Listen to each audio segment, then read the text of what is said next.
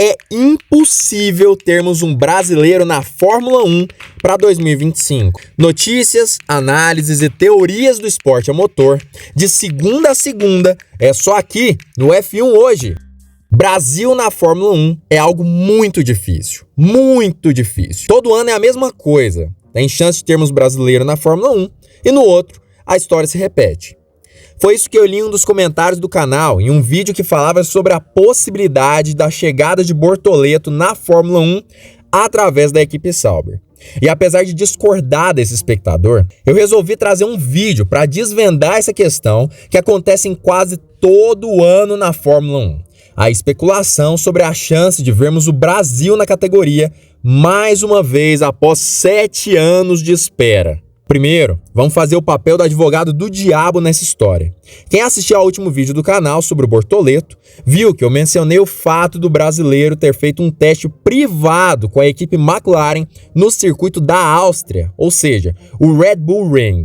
Esse teste, que foi mantido em segredo por 3 dias, serviu, segundo a jornalista especializada no esporte, Juliane Serrazoli, para que Gabriel conseguisse conquistar parte da quilometragem necessária para a conquista da superlicença na Fórmula 1. Mas algo que chamou ainda mais a atenção das pessoas foi o fato de que a McLaren MCL36, que ele pilotou, estava sem nenhum patrocinador exposto na pintura durante as filmagens. O que para muitos, e inclusive para nós do canal, apontava para a possibilidade de a equipe com a qual Bortoleto já teria assinado, hipoteticamente, ter pedido para que não fizesse o teste com os patrocinadores da McLaren. Entretanto, a própria Juliane foi atrás de novas informações da McLaren para entender o porquê o MCL36 não tinha patrocinadores. E segundo ela, a resposta foi surpreendente. Segundo o pessoal da equipe, os testes com carros antigos não vinculam nenhum patrocinador há 2 anos, ou seja, mesmo quando Norris ou Piastri fazem os testes, as imagens dos patrocinadores não aparecem na pintura. Essa abordagem da McLaren, aparentemente, é um resultado do esforço do time inglês em monetizar o máximo possível cada sessão que eles têm com seus carros, seja durante treinos ou durante as corridas. E a ocultação dos patrocinadores seria uma forma de demonstrar que esta área de mídia, os testes privados, é uma possibilidade de patrocínio também. No entanto, apesar da investigação de Juliane e confirmação do pessoal da McLaren, nós, do F1 Hoje, decidimos também pesquisar através dos nossos próprios meios se as informações da equipe britânica são reais. E a verdade é indiscutível. Nos últimos 2 anos, eles realmente não utilizaram carros com patrocinadores durante os testes privados da equipe. E como se isso já não fosse o bastante para diminuir a esperança dos brasileiros, novas declarações surgiram de ontem para hoje em apoio a um piloto alemão que já esteve na Fórmula 1 nos últimos anos, Mick Schumacher. O filho do heptacampeão mundial saiu da Fórmula 1 após uma sequência de péssimos resultados com a Haas e muita dificuldade de manter seu carro intacto na pista.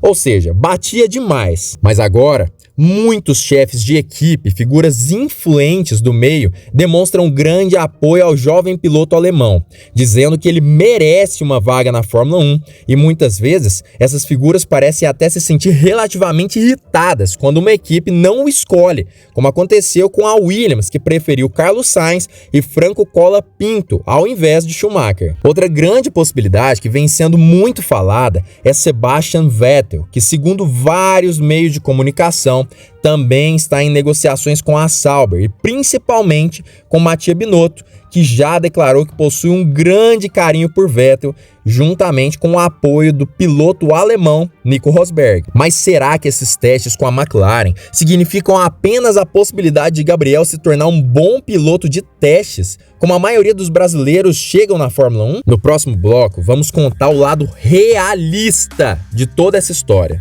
sem parcialidade. Mas antes, já deixe o seu like e se inscreva no canal. Primeiro, devemos responder a primeira pergunta.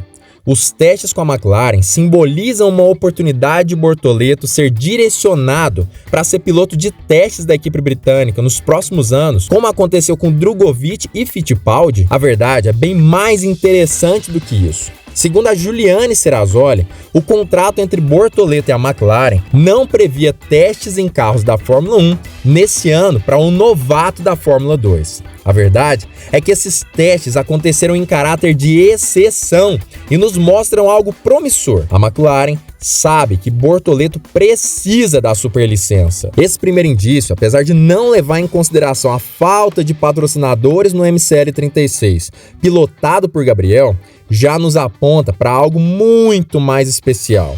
Mas não para por aí. Como todo mundo sabe, o maior empecilho para vermos um piloto do Brasil na Fórmula 1 era a falta de recursos financeiros.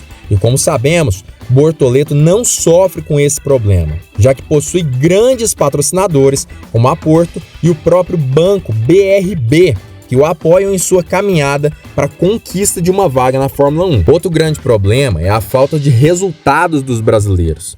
Mas o que os leigos sobre Fórmula 1 talvez não viram é que Bortoleto tem um histórico bizarro no automobilismo internacional e está se igualando a nomes gigantes do esporte, como o próprio Oscar Piastri, piloto que é o principal espelho de Bortoleto. O brasileiro conseguiu conquistar o título da Fórmula 3 em seu ano de estreia e de forma antecipada, algo que por si só já é incrível, já que a concorrência na F3 é muito maior do que a da F2, pelo número de carros no grid e igualdade de equipamento. Como se isso já não fosse o bastante, na Fórmula 2, Bortoleto também está conseguindo ótimos resultados durante todo o ano, apesar de ter escorregado algumas vezes, principalmente antes das férias de verão. Algo comum para um rookie, mas ele voltou das férias de verão como um leão. Bortoleto, apesar de ter cometido um erro grave na qualificação, que o obrigou a largar da última posição do grid, tanto na Sprint Race quanto na Feature Race de Monza, conseguiu fazer o impossível.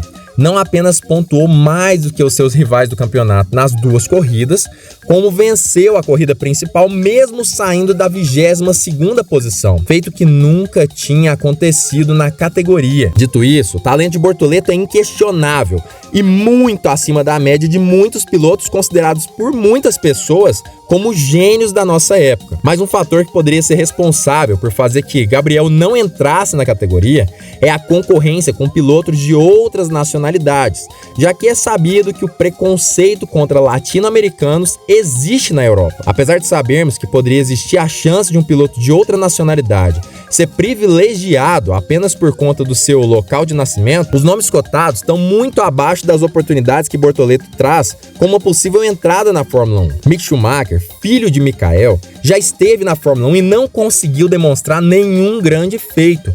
Apesar de se mostrar como um piloto extremamente veloz, gerou muitos prejuízos para a Haas com seus acidentes, de forma que sua permanência na equipe se tornou insustentável.